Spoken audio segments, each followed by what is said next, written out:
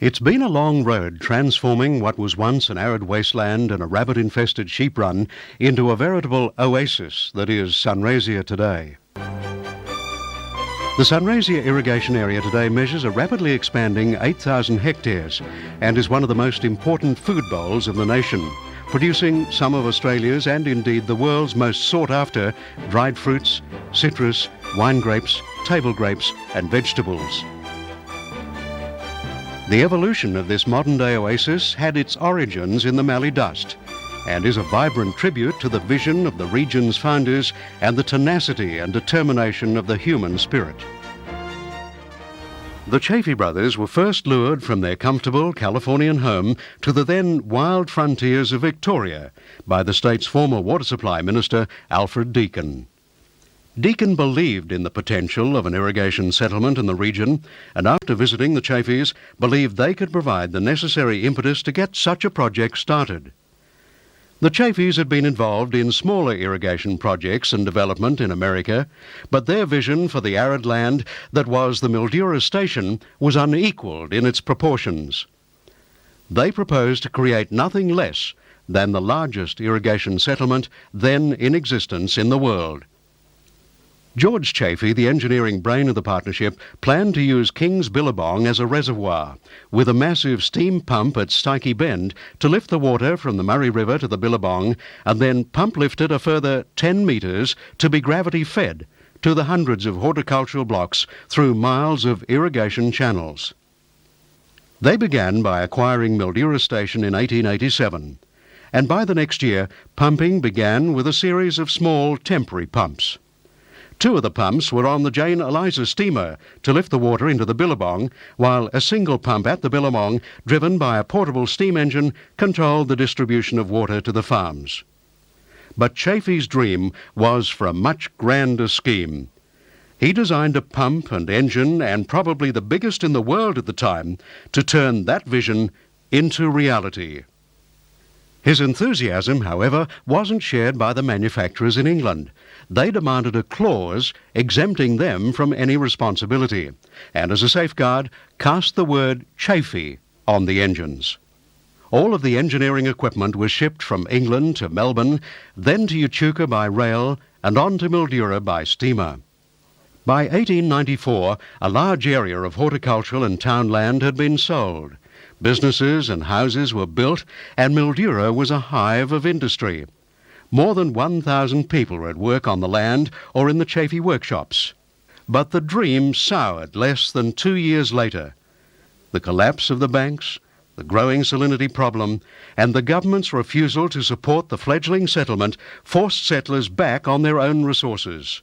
The Chaffees were ruined. George returned to California, but Ben stayed, joining the remaining settlers who banded together to form the first Mildura Irrigation Trust in 1895. The Chaffee-Tangi pumps continued their role almost unabated for 65 years.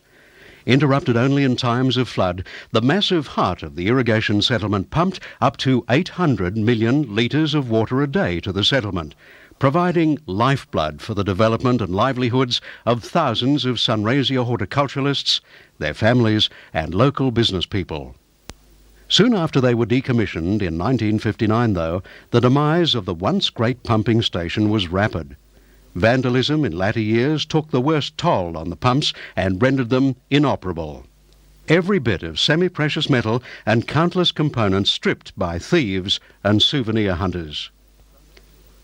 The Sunraysia Steam Preservation Society members first began work on the restoration project in conjunction with the FMIT in 1988, driven in the early days largely by the energy of Fred Mabey. Well, the idea of this project, which the three of us first started back in 88, 89, about then, and at Psyche Pumps, we just restored a 2-foot gauge steam loco and we wanted something else to do, so we decided to take this project on. And it's taken us six years to restore, with the assistance of other members. Approximately now, up to date, 6 years, now I have 10 and a half, nearly 11,000 hours work gone in on it. It was painstaking work, though. Bit by bit, however, volunteers chipped away at the project, cleaning, greasing, repairing, polishing, searching the country for some rare parts, or enlisting the help of suitably skilled friends to recreate long-lost components. One of the major challenges was to locate a suitable boiler to drive the pump. A national search found the perfect boiler in a shed in Melbourne, but the price tag an impossible $30,000. Not to be denied, though, FMIT Chief Ray Burns enlisted the help of the Mildura Lions Club. The late Tony Waller, along with Bob McKenzie, were instrumental in convincing the Mildura Lions Club to contribute an amount of $30,000 to purchase an N-class locomotive from Steam Rail in Melbourne to power the historic Psyche Bend Pump Station. This required a significant skill in convincing members of a voluntary organisation to contribute an amount of money that would be unheard of to a project that had potential but was at the early stages of development. Their vision and their foresight is one of the reasons why the pump station is a significant operational exhibit today.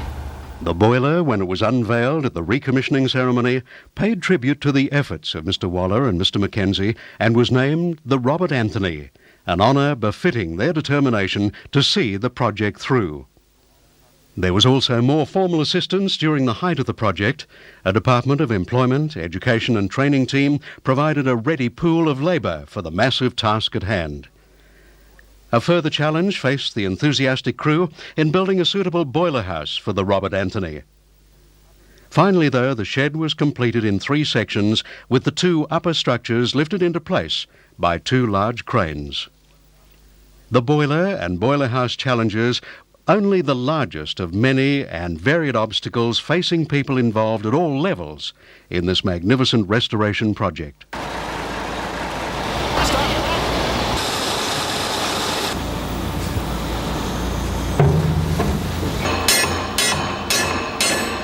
Oh, well, I'm about to start the leak then. She's running 160 now.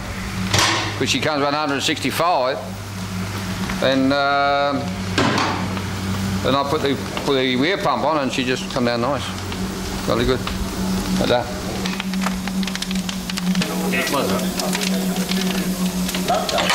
The radiant heat coming off it.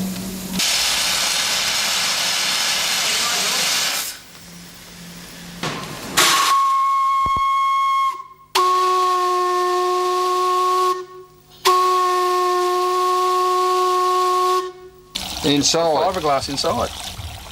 So she's sucking up through there, and she's either going and she's coming back between the 2 walls. Yeah, and sitting there between the 2 walls and running back out again. Yeah. The victories along the way were sweet, though, and finally, in early October 1995, the Chaffey pumps again turned over for the very first time in almost 40 years.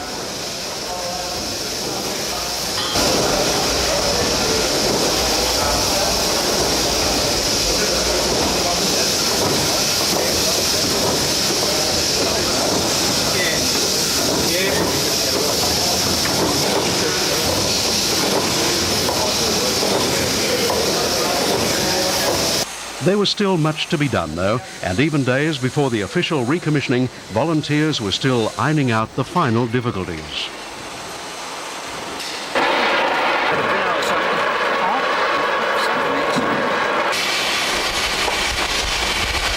Keep the pump full, and then you're 2 foot down to 3 foot. Will that be too much for it, or? Oh, shouldn't be if you're restricted. But I'd only be opening the gate valve there. You know, just cracking it. They're like the same thickness. No, the ones over there, we haven't got the ones we're using.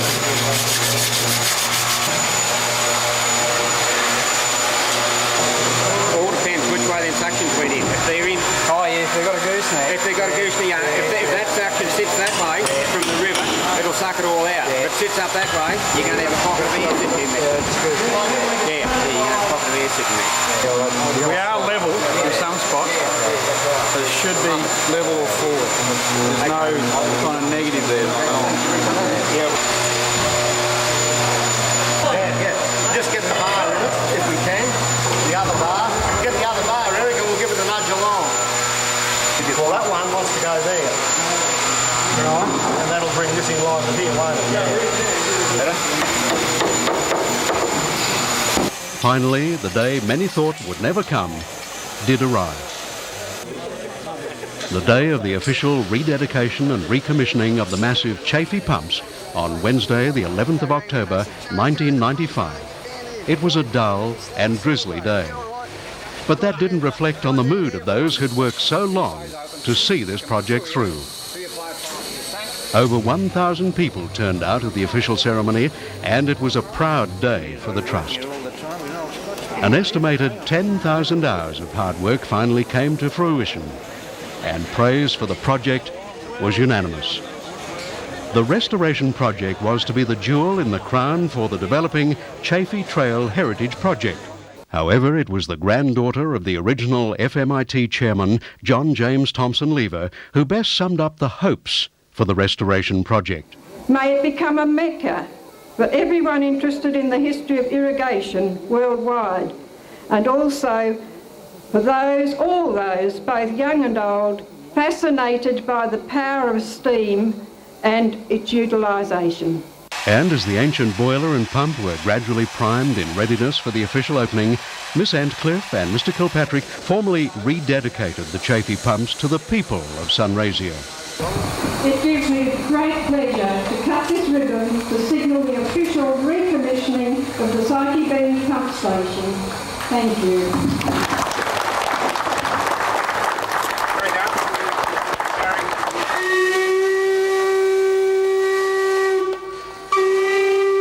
The pumps didn't let the hundreds of enthusiastic onlookers down, issuing a tremendous display.